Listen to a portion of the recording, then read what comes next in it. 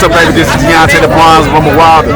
Make sure you tap into Black Authentic Truth for your latest news. It's great information, baby. Bomb Squad! I was talking about last week. I was talking about the fact that we're not Egyptians. I brought out the story of the Hebrew that out of the news article in Texas, and I believe it was 1893. I'm not for sure. 1893 in the 1800s, right?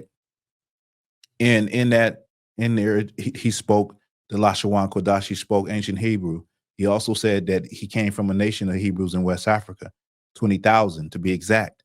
And I brought that out, and I was just saying how Black people, we go right over West Africa straight to Egypt as though we were the ancient Egyptians. And I also said that we were in ancient Egypt, but we were not the pharaohs. The pharaohs were a closed class. It was a family, right? So everybody in Egypt was not a pharaoh. And it brings me to this. Now, this book is The Black Image in the White Mind. Okay. The Black Image in the White Mind by George M. Fredrickson. Okay. I'm gonna be reading from page 74 and 75. And let me just put this on the screen as I read. And then I'm gonna get up out of here, y'all. All right. It says Morton's Crania Americana was the result of years of collecting and examining human skulls. As he gathered and studied the crania of different types of men, Morton became aware of the differences between white, Indian, and Negro skulls and of the fact that the ancient crania from a given race did not seem to differ from those of their modern descendants. Morton concluded that the races had always had the same physical characteristics and, by implication, the same mental qualities. In the 1840s, Morton collaborated with George R. Glidden, an Egyptologist who provided him with mummy heads and information about the racial significance of the Egyptian tomb inscriptions. In Crania Egyptica, published in 1844, Morgan pointed out that both cranial and archaeological evidence showed that the Egyptians were not Negroes, as abolitionists and colonizationists had maintained, and that in fact, Blacks had been relegated to the same servile position in ancient Egypt as in modern America. What does this say? What is this saying? This is saying that during the period of scientific racism, white men were digging up skulls and looking at the skulls, looking at the mummy skulls, because white men wanted to believe that they were the best and the greatest and the smartest, inherently. And so, as they're comparing the skulls with the slaves here, the Negroes, and comparing those skulls to the skulls of the ancient Egyptians, what they figured out was that the Negroes were not Egyptian, but the Negroes were the servant class in ancient Egypt. They were the same position in ancient Egypt as they were at that time in America. This is something that Black people need to understand. They need to understand that, we are a great people.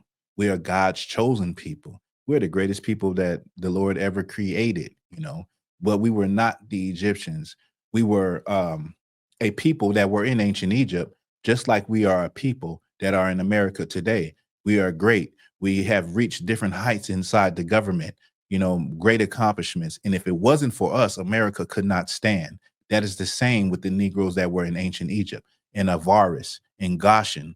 And let me just show you. Do I have it here? I want to show you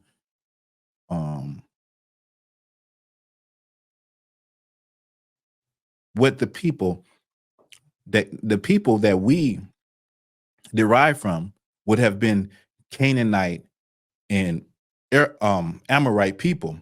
And I want to show you some physical characteristics, if I could. Let me see.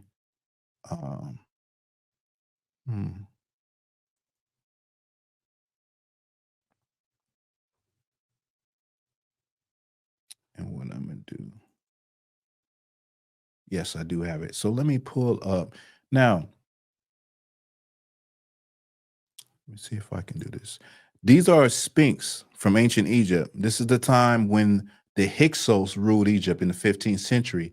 There was a people that grew and grew, and they took over Egypt for some time, for a time period. While they were on the throne, they created sphinxes to them. Now they were called the Hyksos, meaning shepherd kings. Okay, and I'm gonna show you. I'm gonna pull up. Let me just add this because I did not plan this, but I just want to show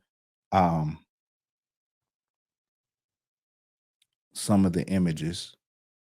All right, now these are the images of the pharaohs that sat on the throne from Canaan, who inhabited the area of Goshen, which is kind of like where Egypt would connect to what you know today as the Middle East or Israel. This is what they look like. Okay. These are the statues that they created when they were on the throne.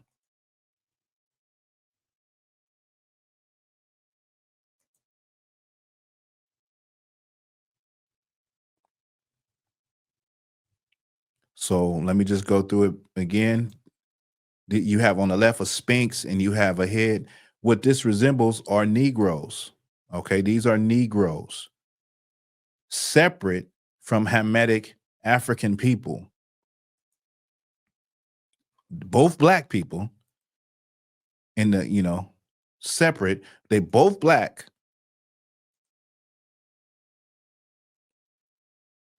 But the point I wanted to make is that we were a separate group of people within another nation. Now, there's more things I'm gonna bring out about West Africa, the people in West Africa, and where those people came from originally. So in order to know that, you have to learn what was their language, what are some of the elements in their language, what are some of their stories, their origin stories. And so we'll go into that further on as I, go more into, the identity of Black people and bringing that out here on Black Authentic Truth.